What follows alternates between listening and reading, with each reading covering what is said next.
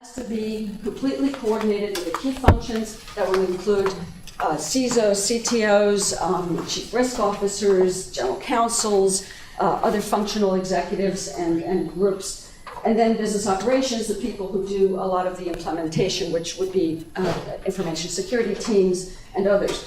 So you need to have that oversight, the strategy, and then the coordination, integration, and implementation between the functions and the operations.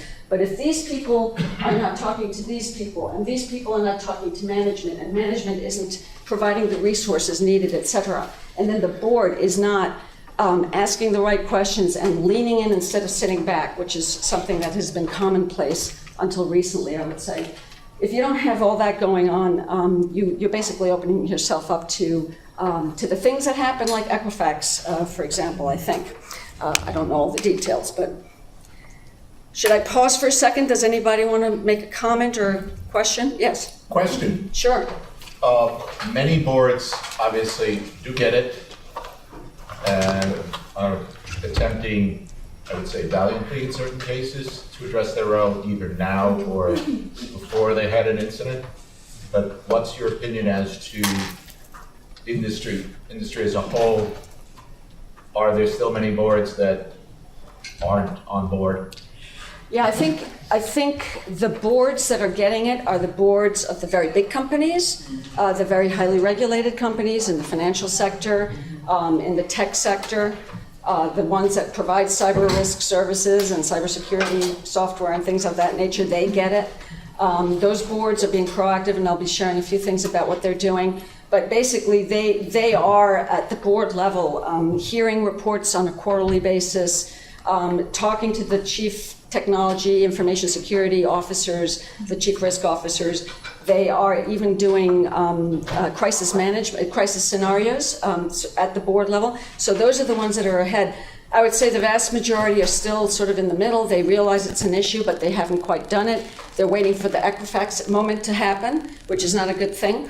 And then you have the sort of the traditional industries that I think that are not highly regulated maybe, who don't think that they're so vulnerable, and they're sort of sitting back and maybe asking some questions. I think there's some real flaws within governance that prevent a lot of boards from really being proactive, and that's the makeup of the board. The makeup of the board is usually CEOs and CFOs, financial people, not technology people, not risk people. And so I think until boards start having a couple of different kinds of more diverse sort of people and backgrounds sitting on them, they're not going to be asking the right questions. So there's a real sort of disconnect there. I could go on about this topic.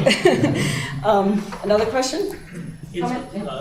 Comment. So I think one of the important things from a risk point of view and oversight is making sure that the right people or functions are accepting the risk. Okay. Yes.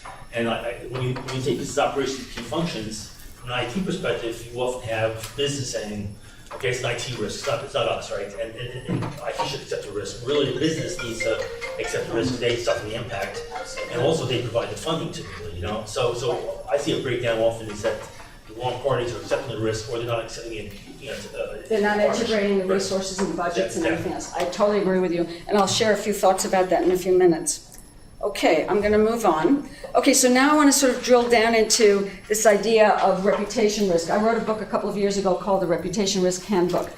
And the reason I wrote it is because we were hearing, in the marketplace about reputation risk, but nobody's really defined it well. And so by writing the book, I kind of forced myself to think about this topic a little more. Reputation risk to me is not a standalone risk. It's a risk that attaches itself and amplifies other risks. And so when an organization does not have good risk management for its most important risks, and again, I'll pick on Equifax, they knew that they had a huge risk with personal information, health information, and they knew that this was their most important crown jewel, and that it should have been, and they should have devoted whatever it was necessary to protect those assets.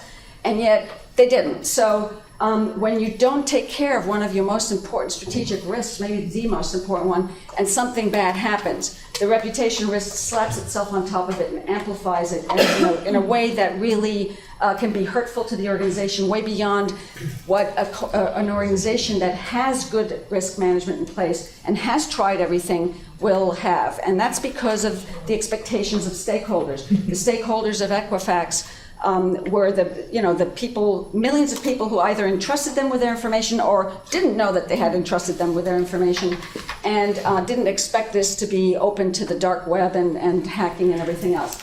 So reputation. I read that recently, or last couple of days, the Equifax were awarded certain contracts with IRS, is it right? I don't know all the details, so I But they guess might have. somebody else know that. Know that name? I just wonder why. That's pretty amazing. Yes. Well, who's to say that people know what they're doing? Anyway, I'll leave it at that. So with the reputation risk piece, you're really amplifying and accelerating something that's already not working very well. And the reverse is true too. There's reputation opportunity for organizations that are taking good care of understanding their risks, managing them, mitigating them, and so on. Those organizations, when and if they have an incident, will be able to manage it much more efficiently, crisis management better, and also deal with their stakeholders better. And the stakeholders will have the confidence that that organization did what they could, and that creates value in the organization. That's kind of part of what I'm trying to transmit today. So I want to show you a few quick slides of RepRisk is an organization that I have a strategic relationship with. They're a Swiss big data analytic company that collects data every day from social media and media on about 80,000 different organizations around the world. And they try to fit it into they use algorithms and analysts to sort of risk rank it 1 to 100. So the RepRisk index, if you see here, this is 25, 50, 75, and 100. This is a RepRisk profile for about 2 years of L'Oreal, which is a company that has a very good reputation. They have issues, everybody has issues, but they actually have maintained really good stakeholder relationships. They have spotted their issues, they've dealt with their issues. So their RepRisk profile, if you look over the last 2 years, it got up to 50 here, but it's basically more or less around 25, which is low. 25 is low, 50 is about is medium to medium high, 75 is very high, 100 is extremely high. So let me show you what happens. Here's GE, slightly different company, different profile, different risks. GE is on average, I would say it's about 50, 55. They're a huge conglomerate, they have all kinds of environmental health and safety issues. If you look at these lines here, the green is for environment, the yellow is for social, and the darker blue is for governance, the ESG issues. So if you look at that, they have quite a few environmental issues that are components of their risk, but they're sort of a medium profile of risk. And then you have Volkswagen, which I don't really need to explain the situation, but you can see governance is way up there. It's almost 50 as part of a much higher RepRisk of about 75. Right now it's gone down a little bit, but this is their RepRisk profile for the last. So I've shown you a low, medium, and high reputation risk. Let me talk to you about cyber reputation risk for a second. So back in October of 2015, Marsh actually released a really interesting survey, which I used in one of the research reports that I wrote for the conference board that talked about what are your most important risks. They talked to board members, they talked to CEOs, C-suites, risk executives, and they said that cyber and reputation risk together was 79% of the respondents thought that that was their highest risk. So this is something that is accelerated by everything that I talked about before, this whole profile of, social media and amplifying everything. So cyber has become, and there have been other studies since then, or surveys since then, that have basically reinforced what Marsh said back in 2015. Yes, I'm sorry. Are you seeing an increase in reputational risk with the advent of all this fake news that's going on? Yeah, it's interesting. I've been asked to comment a couple of times for media about this issue because media the companies have to deal with the fake news. And I think the best way that companies can deal with it is to have a savvy PR internal team that has social media tools that they can track and they can respond to quickly and immediately. I think that's the only way you're going to really deal with this in a corporate setting, is just having people who are very smart have the right tools in place where they can see what's going on in social media. Yes? I'm Would you sorry. recommend third-party tools and outsourcing some of this? I don't have sort of the panoply of what's out there. I know there are tools out there that people use that are very effective. I think Microsoft has something, but I'm not sure.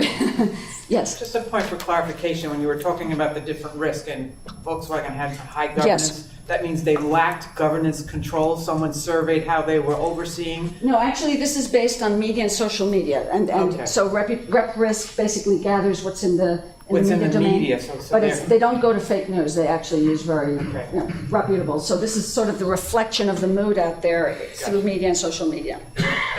Anything else? Yeah. Have you done any research into like the half-life? Because Target was a big hash years ago, and now it seems like everyone's forgiven and customers will flock back Yeah. and making money. And Well, I haven't done a particular study of that, but I would say that it all depends on the response and the sort of rebuilding of reputation. And in my opinion, I'm not a reputation and communications PR professional. I'm a risk professional, and my opinion about all of these issues is it's really not enough to have a good PR effort. That's just the tip of the iceberg. The most important thing is what all of us do, which is the risk management and getting into the nuts and bolts of the issues that you need to deal with, and have those right programs and policies and mitigation efforts. And then the PR people can do a good job because they can reflect what's real rather than just spin things. So I think it's very important to have a coordination between PR and the rest of the risk management of the organization. Okay, let me show you now. Now, you've seen these three, right? 1, 2, 3. This is Equifax. Amazing, right? They categorize the yellow, which is social, they categorize privacy and data breaches as a social issue. So it speaks for itself. I don't need to say more. Now, I do want to share with you from the study that I did for the conference board, we looked at these 4 cases and also OPM. OPM, we didn't have rep risk statistics because they're not a public company. But we looked at the rep risk statistics for Target, JP Morgan Chase, Sony, and Anthem, and I don't need to go over those cases with you. I'm sure you all know about them. But I did want to show you the difference between the blue line and the gray line on each of these. So this is when Target more or less peaked. The Target situation, I think, was in December. It started in December of 2013. But this is the peak for rep risk on Target, went up to 60. And you can see this is the bar that shows the peer companies to Target. So their average rep risk at the same time as Target was 60 was about 28. JP Morgan Chase, again 60, and the average rep risk for the peer companies, banking companies, was about 35. Sony, about 62, 63. Peers, about 23, 24. And then Anthem, you have 45 or so for Anthem, and the peer companies were about 70%. The insurance industry, unless it has a big event like that, has very low risk profiles for obvious reasons, because I guess they self-manage as much as they do their own portfolio. So just shows you again sort of the acceleration of the reputation risk for each of these companies. Yes? I'm reading this right, though. The reputational risk leveled off, went down at post-breach. Yes. Especially Sony, it was almost like they didn't suffer any. Yeah, so this is yellow. Yellow is post-breach. I wrote the report in July of 2015. Actually, yeah. So you can see that it had already gone down here. JP Morgan Chase didn't go down that much. Sony went down substantially. And Anthem stayed the same, which was interesting. But in the case of Sony, I agree with you. You know, Sony was more forgiven by its stakeholders than, say, Anthem or even Target, because Sony was the first entertainment company that had a major public breach, and it was splashed all over the headlines. It was the issue with the movie that was a spoof of the North Korean leader. And nobody expected them to be cyber hacked the way they did. And so the stakeholders, my interpretation of it is that they were forgiven more easily for not having the fortress of cyber risk, defenses that, say, a bank should have or an insurance company should have. But yeah, please. Which also asks about personal data. So Exactly. the other. Yeah, although it was emails and personal conversations, but it wasn't data. You're absolutely right. Okay. And this is just a quick sort of reason. The reason why reputation risk is so important and why companies need to think about it more proactively than ever before, besides the fact that we have social media now that we didn't have 10 years ago, is that all the stakeholders out there are taking a look at you and they have expectations of you. And so the insurance company customers are going to have the expectation that all their personal health and data is not going to be discovered by dark web hackers. And so you have a variety of different stakeholders for every organization. And one of the things I recommend to anyone who wants to hear me, including clients for that matter, is that you really need to know who your most important stakeholders are.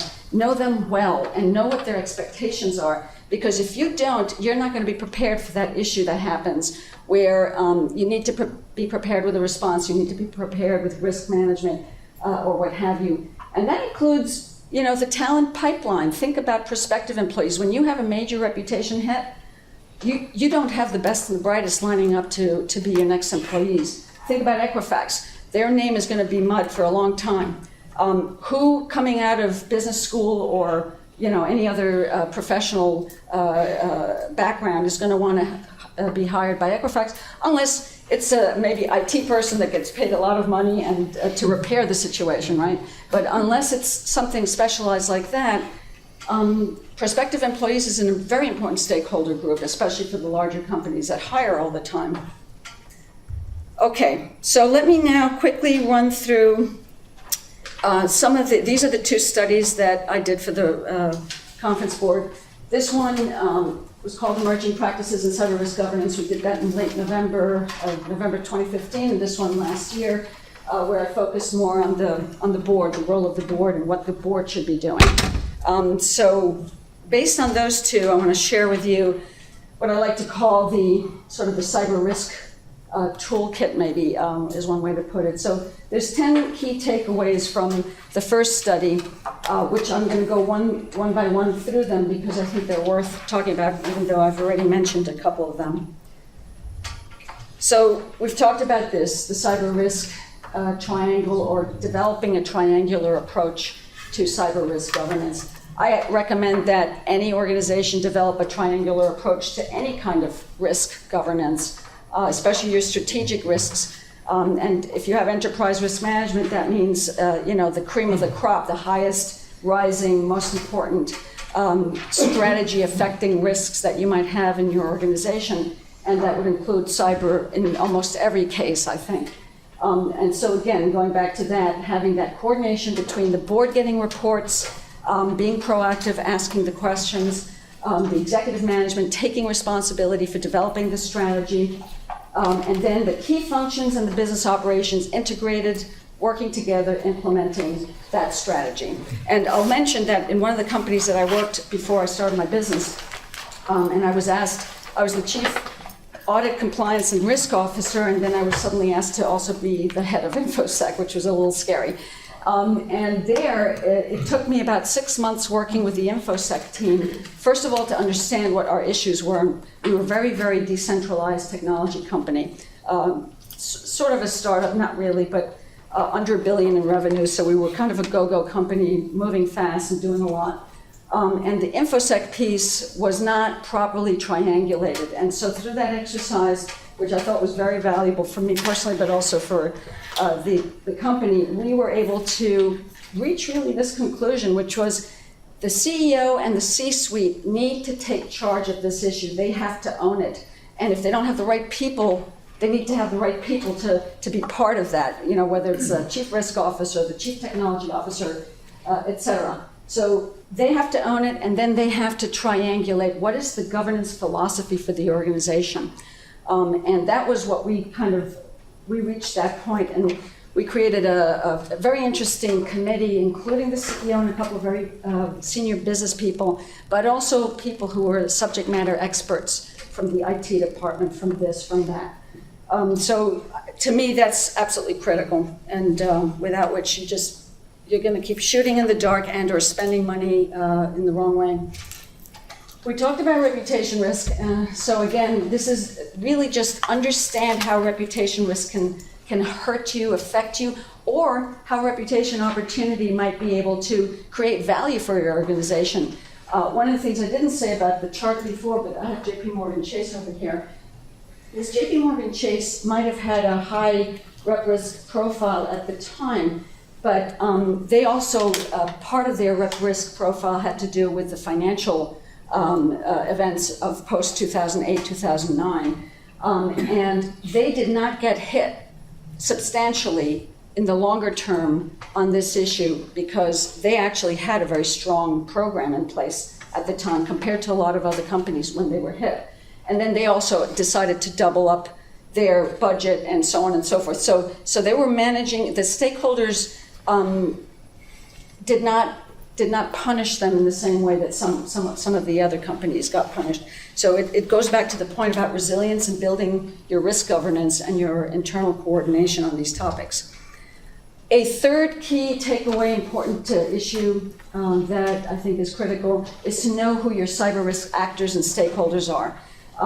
Clearly, most of you, if you're in the information security business to begin with, you know this better than most people, but it's something that sometimes people don't think about. You need to know who the insiders and the outsiders are, and then of course who the reputation stakeholders are. So it's about knowing who the players are at the end of the day, and then understanding their expectations and of course motivations. This is, I'm speaking to the choir here, but again, when you're talking to board members and others, they don't know this necessarily. And so knowing, having a deep understanding, roadmaps into your organization's crown jewels, whether it's customer financial information or health information, whether it's critical infrastructure, operations and controls, intellectual property and trade secrets, financial and strategic planning. The SEC just disclosed recently that somebody had hacked into Edgar, which has all this information about financial plans and disclosure. These are crown jewels, and every organization needs to know what its crown jewels are, because no organization can protect everything. And so it's about prioritizing and knowing exactly where the bad guys want to go to steal and or disrupt your organization. A fifth key takeaway, and again, a lot of these things are very common sense, but I don't think people think about them necessarily, and that is finding relevant cyber risk public-private partnerships. And depending on what industry you're in, the financial industry is very savvy about this, the infrastructure industry is very savvy about this, but there may be others that maybe aren't that savvy that should be thinking about how do we cooperate, coordinate with the public sector, with the FBI, with others, law enforcement, to understand what the threat profile is for our industry, and to learn more, to basically be in the loop of what is most important to know. A sixth, and again, I've alluded to some of these, but I think it's really worth reiterating. It's absolutely critical that cyber risk not be the domain of one or two functions. It needs to be a cross-functional, cross-disciplinary undertaking in an organization. I mentioned to you the example that I lived through, the technology company I worked at. You need to get all the players at the table who are having, it's basically, this is a Rubik's Cube, and you need to have many eyes on it so that people can get the right solution. Because there's no easy way to get from point A to point C. And so all of these people need to be at the table depending on your organization. It could be certainly the general counsel or the legal department, audit, information security, business operations, legal, et cetera, et cetera. And just as we think about this as a cross-disciplinary, cross-functional exercise, it needs to be a cross-business function as well. I remember a company that I know that's a global company with multiple divisions. One of their divisions was extremely well organized around cyber risk protection, and a couple of its sister or brother organizations were not. And that's basically the weak link in the chain. If you don't have strong, common sort of defenses, it's the Target story of the vendor, the air conditioning vendor opening up the keys to the kingdom, basically. And so the same goes for your own business divisions. You might have a business division that has, I don't know, government contracts that are highly secure and confidential, and maybe you've protected those very well, but then maybe you have another division that provides commercial services to business that maybe doesn't have as huge secrets, trade secrets.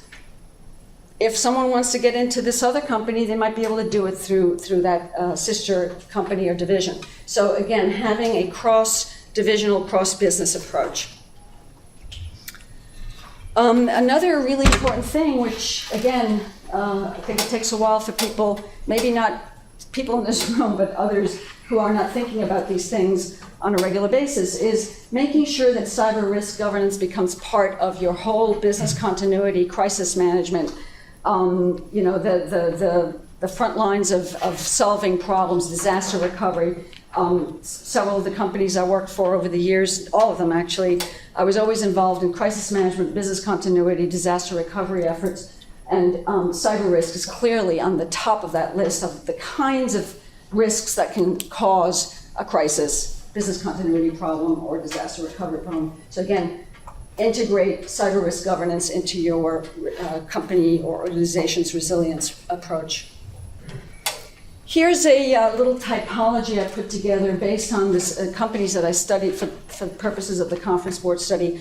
I looked at those cases that were the downside cases, but then part of this study was looking at 5 companies that are all conference board members, large global 250 Fortune 250 companies or bigger, and they lent themselves to my sort of studying them without giving their names. So they're described as a healthcare Fortune 250 or a technology Fortune 50 and that kind of thing. Based on what I learned from them and other things, I came up with this typology where on the one hand, it's about cyber risk exposures at low, medium, high. And on the other hand, is there leadership engagement? Is the C-suite and the board paying attention? Down here you have leadership is cyber aware and proactive, and up there you have leadership is cyber unaware and reactive. So in this case, let's start at the top right-hand corner, irresponsible or non-existent cyber risk governance. That's where you have very high exposure and your leadership is just not doing what it needs to do. That's the lowest level of evolution as far as I'm concerned. The complacent model is a kind of an organization that might have less cyber risk exposure. I don't think anybody has no cyber risk exposure, everybody has it. But in that case, you still have leadership that's cyber unaware. Maybe they're a little less harmful than the other kind where they have very high cyber risk exposure, but they're still lackadaisical and not paying attention, providing the resources and the leadership necessary. That's a complacent model. Then down here you have leadership that's cyber aware and proactive, and their exposures low to medium. They're vigilant. These are many companies that don't have very deep sort of crown jewels that like with privacy information and that sort of thing, but they're still exposed. Their IP, their other things can still be subject to hacking and cyber risk. But they're being vigilant because they've created the policies and the procedures and the mitigation necessary. And then here you have 2 kinds of organization that are on the high side of the risk barometer, so to speak, where the leadership is cyber aware and proactive. And the reason I have 2 models there is some companies are highly centralized and they have sort of a command and control approach to this issue and other issues. And you can think of defense contractors and large organizations of that kind. And then you have some companies that are very decentralized, but they're integrated in the way that they approach these issues. So I call that the integrated model. And clearly, you want to be down here. This is where you want to be. So the last takeaway from this study that I always like to try to end on a high note, even in the midst of despair. But the five companies that I studied for this particular research project, two of them actually, by building the cyber resilience internally that they had, the risk management, the procedures, all the good stuff, they were also in the business of selling products in the cyberspace. One was an insurance company, they were selling cyber risk insurance. And the other was a technology company selling cyber risk software, cybersecurity software. And so my point about that is, if you're in the business of selling anything that has a cyber component to it, whether it's security, whether it's insurance, whether there's some other, Internet of Things, you're selling a product that has exposure to the internet, but you've put good security into it, that kind of thing, you will get a reputation and you will be able to sell more of your product because your stakeholders will have confidence in you. They will feel good about your product. They'll feel safe. And so you create value in this situation. Okay, how are we doing? Yes? 5 minutes. 5 minutes, okay. Okay, so are these being made available, the slides? They should be. Okay, because you can read this. This is from the second study that I did, which focuses more on the strategic roadmap for the board. And these are some takeaways that a specific specific board member, I interviewed a bunch of board members. This were their takeaways on what a company should be doing from a board standpoint. Independent assessments need to be made for the board. The board needs to have a board committee that has cyber risk oversight. There needs to be internal, external expertise to understand the cyber threats for the organization. The NIST and cyber and other frameworks should be used. Cyber risk management is everybody's responsibility. So these were some of her takeaways. This is just, again, a reiteration of what I showed you before, sort of an evolutionary approach to the different kinds of models of organization that are out there in terms of how they are embracing and or managing or not the whole cyber risk issue. And this is, again, sort of focusing a little bit more on the board. What kinds of things should the board be thinking about? And I view it as 3 phases, and going back to your question or your point earlier, they all have to know the basics, and that's phase 1, and some of them aren't even in phase 1, but hopefully they're getting there. Phase 2 has to be going beyond the basics, overseeing preparedness. How well prepared is the organization? Asking all the right crisis management, business continuity, et cetera, kinds of questions. And then phase 3 are the more proactive, savvy boards that are doing the cyber risk crisis scenarios and really sort of leaning in on this issue and not just sitting back. And here's a slide I'm not going to go through, which has some of the details of what that means, what each of those phases means. And if you're getting the slide deck, you can see it. Okay, I'm going to finish on a hopefully positive note. I wrote a piece for this a book called The Cybersecurity Social Contract, written by the Internet Security Alliance, Larry Clinton. I don't know if some of you know him, out of DC. And basically, it's a group of CISO from major companies. And I wrote a piece on how you build cyber resilience in there.